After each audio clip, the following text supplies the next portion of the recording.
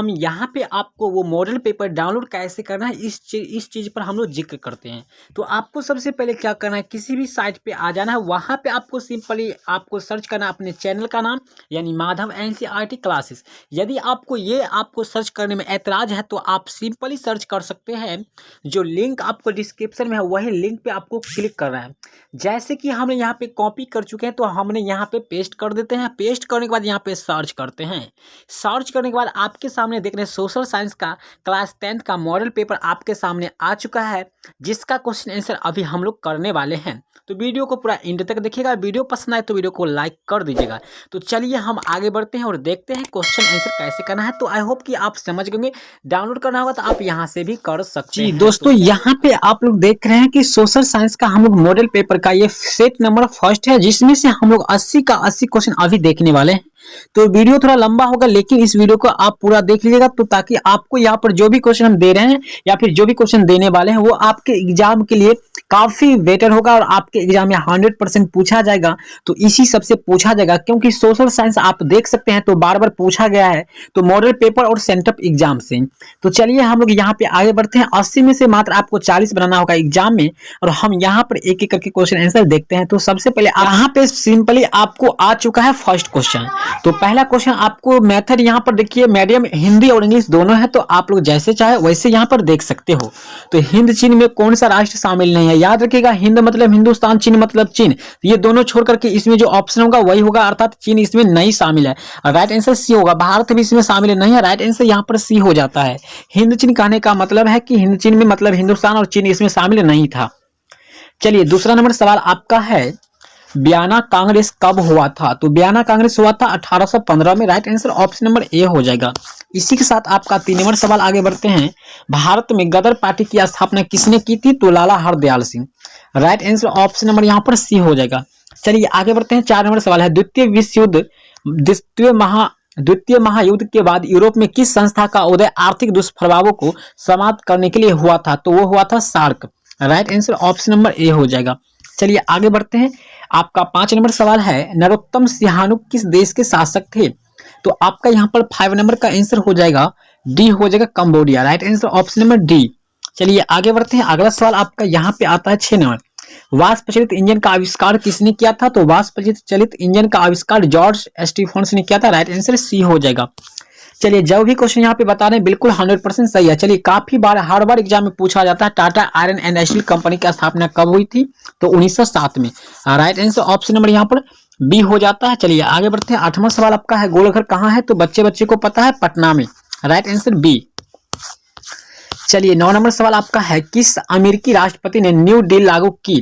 तो Woodrow Wilson ने किया था। Right answer option number A हो जाएगा। चलिए 10 नंबर सवाल है, यहाँ पे नेपोलियन संहिता किस वर्ष लागू की गई थी। तो नेपोलियन संहिता जो है किस वर्ष लागू की गई थी। तो 10 का आंसर हो जाएगा यहाँ पे आपका ऑप्शन नंबर डी 1804 ईस्वी में। चलिए 11 नंबर सवाल है, फ्रैंकफर्ट की संधि कब हुई थी। तो याद है आप लोग कब हुई थी। तो यह 1871 में हुआ था। राइट आंसर ऑप्शन नंबर यहाँ पे डी हो जाएगा। चलिए 12 नंबर सवाल की ओर बढ़ते हैं। कार्ल मार्क्स का जन्म कहाँ हुआ था। तो आप लोग को याद रखना है जर्मनी में हुआ था, जो कि ऑप्शन नीचे मिल जाएगा, जर्मनी में हुआ था। चलिए ऑप्शन नंबर किसमें देख लेते हैं हम लोग, ए ऑप्शन है। चलिए यहाँ पे 13 का आंसर कीजिएगा आप लोग। 1991 में निम्न में से कौन अस्तित्व में आया था। तो उस समय कौन आया था।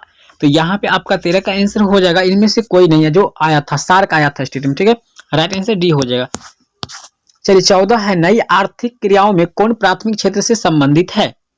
याद रखिएगा, यहाँ कहता है संबंधित नहीं है, तो बैंकिंग जो है आपका प्रथम क्षेत्र से संबंधित नहीं है। राइट आंसर बी हो जाएगा। प्रथम क्षेत्र को हम लोग कृषि के क्षेत्र बोलते हैं, जो कि याद रखिएगा जिसमें किसान और मजदूर और यहाँ पर जनरल यानी सबसे नीचे कैटेगरी के लोग आ जाते हैं, यानी जो काफी गरीब होते हैं मजदूर, उसको रखा गया है प्राथमिक क्षेत्र में। चलिए बैंकिंग आते हैं आपका तृतीय क्षेत्र में। चलिए जमशेदपुर, दुर्गापुर, भिलाई, सलेम किस उद्योग के केंद्र है। तो ये किस उद्योग के केंद्र है। तो इसका जो आंसर हो जाएगा आपका यहाँ पे क्वेश्चन नंबर 15 है। 15 का जो आंसर यहाँ पर सिंपली आपको सुनकर याद रख लेना है। इसका आपको आंसर हो जाएगा आयरन और स्टील कंपनी। ठीक है ना, यानी एफ ही प्लस स्टील कंपनी का एक था उद्योग। ठीक है ना, जो कि ऑप्शन नीचे हो जाएगा, मिल जाएगा आपको सी में। चलिए 16 नंबर है, प्रति व्यक्ति आय का आशय है औसत आय, average income. Right answer option B हो जाएगा। चलिए 17 नंबर सवाल कहता है, राष्ट्रीय विकास परिषद का गठन कब हुआ था। तो 1951 52 या फिर 50 या फिर 55 में। तो आपका 17 का आंसर हो जाएगा यहाँ पर 1952 में हुआ था। राइट आंसर ऑप्शन नंबर यहाँ पर सी हो जाता है। 18 नंबर बांग्लादेश की मुद्रा क्या है? तो पता होगा टाका। चलिए राइट आंसर यहाँ पर क्या है? 18 का ऑप्शन नंबर डी हो जाएगा। चलिए 19 है, राष्ट्रीय आय का अर्थ क्या होता है? तो 19 का आंसर आपका क्या होगा? राष्ट्रीय आय का अर्थ क्या होता है? तो उत्पादन के साधनों की आय। राइट आंसर ऑप्शन नंबर यहाँ पे डी हो जाएगा। 20 नंबर सवाल है, भारत में उपभोक्ता संरक्षण अधिनियम कब लागू हुआ था? 1986 में। याद रखिएगा, बहुत इंपॉर्टेंट है, बी ऑप्शन हो जाएगा। ठीक है ना। चलिए मजा आ रहा है तो आप लोग लाइक मत नहीं किए हैं तो लाइक कर दीजिएगा, ठीक है ना।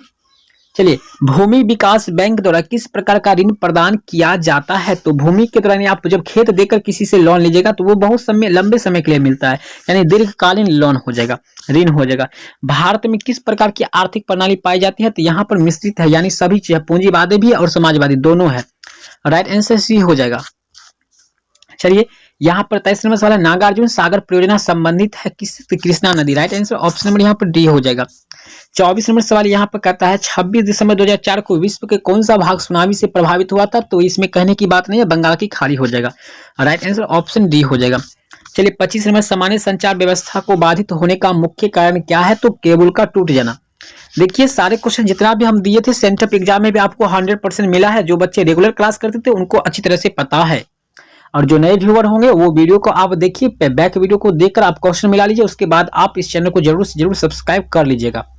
चलिए 26 से बाढ़ क्षति पहुंचाती है किसको? तो देखिए सिंपल यहाँ पे क्वेश्चन थोड़ा राज्य छिपा हुआ है। बाढ़ क्षति पहुंचाते हैं तो उपरोक्त सभी हो जाएगा, लेकिन आपको याद रखिएगा जब कहेगा क्वेश्चन बाढ़ मुख्य रूप से किसको क्षति पहुंचाते हैं तो आपका फसल हो जाएगा, ठीक है ना। काफी बच्चे इस पे हमें कॉल करके भी ये सवाल किए थे, तो मुख्य रूप से पूछा जाए तो वो फसल हो जाएगा। स्वर्णिम चतुर्भुज क्या है? चलिए 12th के लिए ये 2 नंबर पूछा जाता है 2 नंबर में, लेकिन आपको लिए कहता है संबंधित है तो ये सड़क मार्ग से संबंधित है। Right answer option number B हो जाएगा। चलिए 28 नंबर, बाढ़ के समय लोगों को कहाँ जाना चाहिए? तो कहने की बात नहीं है, उच्च भूमि पर। बाढ़ जब आएगा तो ऊंचे वाले भूमि पर जाना चाहिए, यानी बांधार पे जाना चाहिए। चलिए 29 नंबर सवाल है, निम्न में से कौन क्षेत्रीय राजनीतिक दल है? तो Janata Dal United. Right answer C होगा, जिनकी सरकार अभी भी अपने राज्य में चल रहा है। चलिए यहाँ पे 30 नंबर सवाल है, पंचायत चुनाव कौन करवाता है? तो राज्य के चुनाव आयोग। राइट आंसर सी हो जाएगा, ठीक है ना। चलिए आगे बढ़ते हैं। 31 नंबर सवाल है, भारत के किस राज्य से पंचायती राज की शुरुआत हुई थी? तो ये सबसे पहले राजस्थान में हुआ था। राइट आंसर डी हो जाएगा, जिसकी राजधानी जयपुर होता है। 32 नंबर सवाल है, वर्ष 1975 भारतीय राजनीति में किस लिए जाना जाता है? तो 1975 को जो है भारतीय राजनीति को किस रूप में जाना जाता है? तो देश में आंतरिक आपातकाल लागू हुआ था 1975 में, काफी विषम परिस्थिति था उस समय। चलिए आगे आपका है 33 नंबर सवाल आता है, ताड़ी विरोधी आंदोलन किस प्रांत से शुरू हुआ था? तो देखिए बहुत आसान है, ताड़ी विरोधी आंदोलन जो ये शुरुआत हुआ था आपका, ये हुआ था आंध्र प्रदेश। राइट आंसर आपका 33 के यहाँ पर सी हो जाता है, ठीक है ना, 33 का सी। चलिए 34 नंबर, धर्मों को समुदाय का मुख्य आधार कौन मानता है? चलिए धर्म को और समुदाय का मुख्य आधार कौन मानता है? तो 34 का आंसर हो जाएगा ए, सांप्रदायिक। राइट आंसर ऑप्शन ए हो जाएगा, कम्युनल। चलिए इसी के साथ हम आगे बढ़ते हैं। अगला सवाल आपका यहाँ पे आता है 35, सत्ता के साझेदारी सही है क्योंकि? तो यहाँ 35 का आंसर क्या होगा? थोड़ा सा यहाँ पे आप लोग ऑप्शन नीचे मिलेगा, सत्ता में साझेदारी सही है क्योंकि। चलिए ऑप्शन हम लोग देख लेते हैं, थोड़ा पढ़ना पड़ेगा ऑप्शन। देश की एकता से कमजोर रहती है, फैसले लेने में देर करवाती है। यहाँ पे आपका डी हो जाएगा, विभिन्न समुदाय के बीच टकराव कम करते हैं। Right answer D. चलिए 36 नंबर सवाल है, नेपाल में सप्तदलीय गठबंधन का मुख्य उद्देश्य क्या था? तो 36 का आंसर होगा सी, भारत और नेपाल के बीच संबंधों को बेहतर बनाना, यही उद्देश्य था, मुख्य उद्देश्य था। चलिए 37 नंबर है, भारत के इन राज्यों में कौन कोयले के सबसे बड़ा उत्पादक है? यानी आपको कौन सबसे अधिक कोयला उत्पादन करता है? नीचे आपको ऑप्शन 4 दिया गया होगा। चलिए हम ऑप्शन देखते हैं 37 का। तो यहाँ पे सबसे अधिक कोयला कहाँ होता है? आपके सामने ऑप्शन है, 4 ऑप्शन है, कौन हो जाएगा आंसर? तो चलिए 37 सवाल यहाँ पे आपका हो जाएगा, झारखंड में कोयला बहुत अधिक होता है। राइट आंसर आपका हो जाएगा ऑप्शन नंबर बी, झारखंड। चलिए 38 नंबर सवाल, सौर ऊर्जा उत्पादन के लिए सर्वाधिक उपयुक्त राज्य कौन सा है? यानी सौर ऊर्जा जो है सबसे अधिक उत्पादित करने वाला राज्य कौन है? तो आपका 38 का आंसर हो जाएगा आपका राजस्थान है, ठीक है ना। चलिए 39 नंबर सवाल है, बिहार की पहली नदी घाटी परियोजना कौन है? तो बिहार की पहली नदी घाटी परियोजना कौन सी है? तो 39 का आंसर हो जाएगा आप कोसी नदी है। राइट आंसर बी हो जाएगा, ठीक है ना। चलिए जिसे बिहार का शोक भी बोला जाता है। सुंदरवन टाइगर रिजर्व कहाँ है? तो 40 का आंसर हो जाएगा ये पश्चिम बंगाल में है। चलिए 41। चलिए आपको 40 क्वेश्चन एग्जाम में बनाना है, लेकिन आपको 80 में से कोई 40 क्वेश्चन चुनकर बनाना है। तो भारत में सबसे लंबा बांध कौन सा है? तो 41 का आंसर होगा हीराकुंड बांध। राइट आंसर ऑप्शन नंबर यहाँ पर सी हो जाता है। चलिए 42 नंबर सवाल है, कौन प्राथमिक ऊर्जा का उदाहरण नहीं है? तो 42 नंबर का आंसर हो जाएगा बी, विद्युत। राइट आंसर ऑप्शन नंबर यहाँ पर बी हो जाएगा, विद्युत। चलिए 43 नंबर सवाल है, पूर्व मध्य रेल का मुख्यालय कहाँ है? तो पूर्व मध्य रेल का मुख्यालय जो है आपको हाजीपुर में है। Right answer option number D हो जाएगा, जो कि बिहार में पड़ता है। चलिए आगे बढ़ते हैं। चावल है, चावल बिल्कुल तरह से आपको पता है खरीफ फसल है। जो भी बरसात ऋतु में बोया जाता है वो सब खरीफ होता है, जबकि ठंडी ऋतु में बोए जाने वाली फसल को हम लोग रबी फसल को बोलते हैं। चलिए 45 है, निम्न में से कौन निजी क्षेत्र की कंपनी नहीं है? तो 45 का आंसर यहाँ पे आपका हो जाएगा सेल कंपनी जो है निजी क्षेत्र की कंपनी नहीं है। चलिए 46 नंबर सवाल है, कौन खनिज कोडरमा से संबंधित है? तो 46 का आंसर होगा अवरक। अवरक जो है कोडरमा से संबंधित है। चलिए 47 नंबर सवाल है, ऑपरेशन फ्लड का दूसरा नाम क्या है? ऑपरेशन फ्लड का दूसरा नाम क्या है? तो श्वेत क्रांति उसको बोलते हैं। राइट आंसर सी हो जाएगा। चलिए 48 नंबर सवाल है, लीची के उत्पादन के लिए बिहार के कौन दो जिले प्रसिद्ध माना गया है? लीची के लिए आपको प्रसिद्ध जिला है तो वो जिला का नाम है आपका मुजफ्फरपुर और वैशाली। राइट आंसर डी होगा। बहुत ही अच्छा उपज होता है वहां पे। चलिए 49 है, आय तथा उपभोग का अंतर क्या कहलाता है? यानी अंतर को हम लोग क्या बोलते हैं? तो 49 का आंसर होगा बचत कहलाता है। आय और उपभोक्ता का अंतर बचत कहलाता है। 50 नंबर सवाल आपके सामने आ रहा है यहाँ पे, इनमें से कौन व्यापारिक बैंक का जमा का प्रकार नहीं है? तो 50 का आंसर यहाँ पे हो जाएगा आपका सी, अधिविकर्ष। राइट आंसर सी हो जाएगा। चलिए 51 नंबर सवाल है, पूंजी बाजार में किस प्रकार के ऋणों का लेन देन होता है? तो 51 नंबर का आंसर आपका होगा बी, दीर्घकाल, यानी लंबे समय के लिए वहां पे ऋण प्रदान किया जाता है। चलिए किसने कहा कि ग्राहक हमारी दुकान में आने वाला सबसे महत्वपूर्ण व्यक्ति है, वह हम पर निर्भर नहीं हम उन पर निर्भर है। बहुत ही अच्छा लाइन है। और ये लाइन किनका है? तो 52 का आंसर होगा ये महात्मा गांधी जी का लाइन है। ठीक है, यानी बापू के लाइन है। चलिए यहाँ पे 53 नंबर सवाल है, इनमें से कौन गैर आर्थिक आधारभूत संरचना का घटक है? तो 53 नंबर का आंसर हो जाएगा सी, शिक्षा, यानी एजुकेशन, नॉलेज। चलिए 54 नंबर है, इनमें से ऊर्जा का गैर पारंपरिक स्रोत कौन सा है? तो 54 का आंसर हो जाएगा आपका ज्वारीय ऊर्जा। राइट आंसर ऑप्शन नंबर यहाँ पर ए हो जाता है। 55 नंबर सवाल है, गोंडवाना समूह के कोयले का निर्माण कब हुआ था? तो 55 नंबर का आंसर यहाँ पे आपका हो जाएगा बी, 20 लाख वर्ष पूर्व, यानी पहले। चलिए अगला सवाल यहाँ पर 56 नंबर आता है, निम्न में से खरीफ फसल कौन है? यानी खरीफ फसल कहता है कौन है? तो याद रखिएगा यहाँ पे चावल भी होगा, मक्का भी, कपास भी, यानी राइट आंसर यहाँ पे 56 का डी हो जाएगा। इनमें से सभी याद रखिएगा, मक्का जो है रबी फसल खरीफ फसल दोनों है। इनमें से कौन रेशेदार फसल नहीं है? यानी रेशेदार फसल नहीं है, याद रखिएगा पूछा जा रहा है नहीं है, तो नहीं के लिए आंसर होगा आपका सी, गन्ना। रेशेदार फसल ये बिल्कुल तरह से नहीं है। चलिए कांडला विशेष आर्थिक क्षेत्र कहाँ है? तो कांडला विशेष आर्थिक क्षेत्र कहाँ पे है? तो 58 का आंसर हो जाएगा बी, गुजरात में है, जिसकी राजधानी गांधीनगर होता है। 59 नंबर सवाल है, गुटेनबर्ग का जन्म कहाँ हुआ था? गुटेनबर्ग एक व्यक्ति का नाम है जिनका जन्म कहाँ हुआ था? क्वेश्चन नंबर 59 है।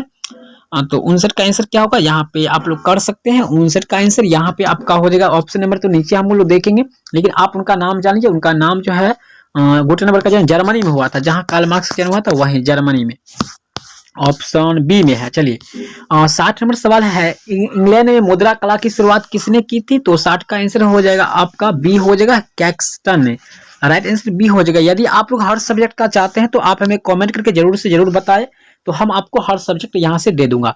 1917 की पहली रूसी क्रांति किस नाम से जानी जाती है? तो 1917 की पहली रूसी क्रांति को हम लोग अक्टूबर क्रांति के नाम से जानते हैं। चलिए आगे बढ़ते हैं। 62 नंबर, लाल सेना का गठन किसने किया था? तो लाल सेना का गठन जो किया था उनका नाम था, आपको ऑप्शन यहाँ पर नीचे मिल जाएगा, स्टालिन। यहाँ पे देखिए ऑप्शन नंबर, यहाँ पे ऑप्शन नंबर स्टालिन है और कार्ल मार्क्स है, और यहाँ पे 2 ऑप्शन है टार्टस्की ने। तो टार्टस्की ने ही किया था। राइट आंसर 62 का यहाँ पर सी हो जाता है, टार्टस्की ने लाल सेना का गठन किया था। ऑल इंडिया मुस्लिम लीग की स्थापना किसने किया था? देखिए सभी क्वेश्चन बल्ले वाले हैं, एग्जाम में 100% पूछा ही जाएगा। तो 63 नंबर का आंसर हो जाएगा आपका बी, 1906। देखिए एक बात याद रखिएगा, यहाँ पे आपको 1906 मिलेगा, कहीं पे आपको 1907 भी मिल जाएगा, तो घबराने की बात नहीं, आपका आंसर यही होगा, बी ऑप्शन होगा। तो घबराइएगा नहीं, कंफ्यूज मत रहिएगा। चलिए तख्त श्री हरमंदिर जी साहिब कहाँ स्थित है? तो बहुत ही अच्छा और सिंपल क्वेश्चन है, इसका आंसर हो जाएगा आपका पटना में ये स्थित है, ठीक है ना। हाँ, राइट आंसर ए हो जाएगा। 65 सिपाही विद्रोह कब हुआ था? तो 1857 में हुआ था।